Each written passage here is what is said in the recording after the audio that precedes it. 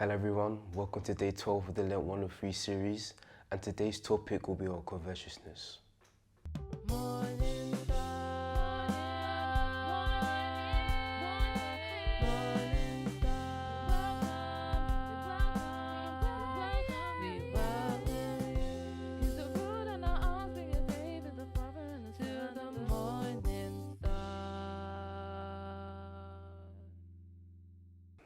What is covetousness? Covetousness is an inordinate desire for material possessions, for something that belongs to someone else.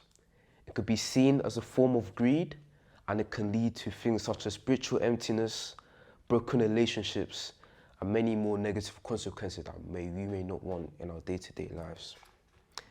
So in the Bible, an example where it talks about covetousness is in the book of Exodus, chapter 20, verses 17, where it states, "Thou shalt not covet thy neighbour's house, thou shalt not covet thy neighbour's wife, nor his manservant, nor his maidservant, nor his ox, nor his ass, nor anything that is thy neighbour's."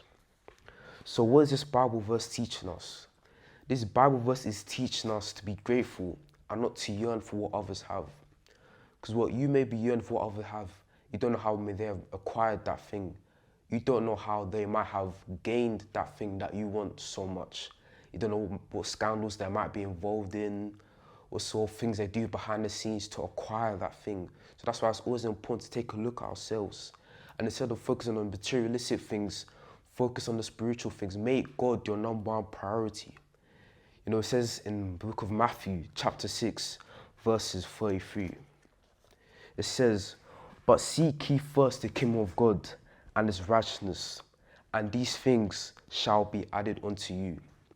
It was like I was saying before, instead of focusing on materialistic things, make God your number one priority. Focus on God. It says, "Seek ye first the kingdom of God, and all these things shall be added unto you." Seek God first, and all these things that you want, they'll surely come after. All these nice shoes you want, all these dresses you want, all these things that you want for yourself, they'll come after, but just make sure you make God your number one priority. You know, in the day-to-day life we live in, some people, you know, they spy their own brothers, their own sisters, their own friends, just because they have something that they've wanted for a long time. But it says in the Bible, "Love thy neighbor as I love thyself." If our heart's full of covetousness and hate and spite, how are we supposed to love one another? If we have covetousness and discontentment in our hearts, how are we supposed to love each other? How are we supposed to be happy for one another? You know, and these are the dangers that the Bible warns us of.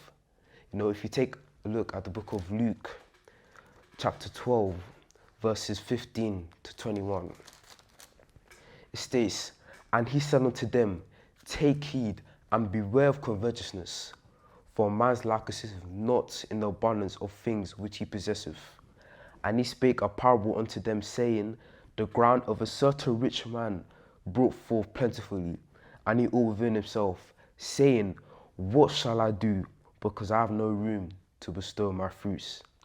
And he said, This I will do, I will pull down my barns and build greater, and there will I bestow all my fruits and my goods. And I will say to my soul, Soul, thou hast much goods laid up for many years.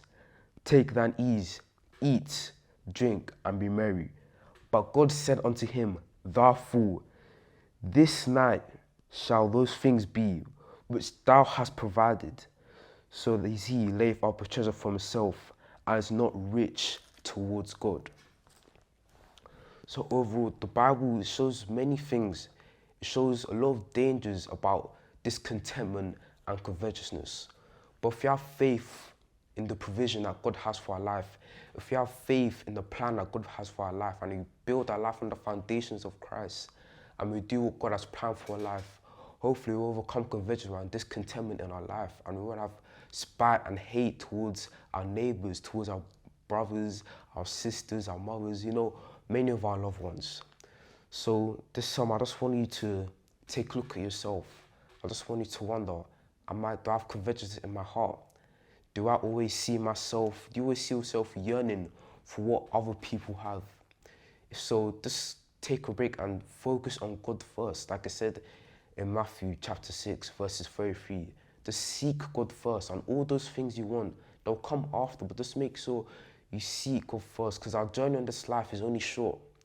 Our journey on this earth is only a short portion of what we really are, because after we die and we go to the afterlife, we'll be judged, whether we go to heaven or hell, and that will determine where we be for eternity. So I thank you for listening to this preaching. Thank you, and God bless.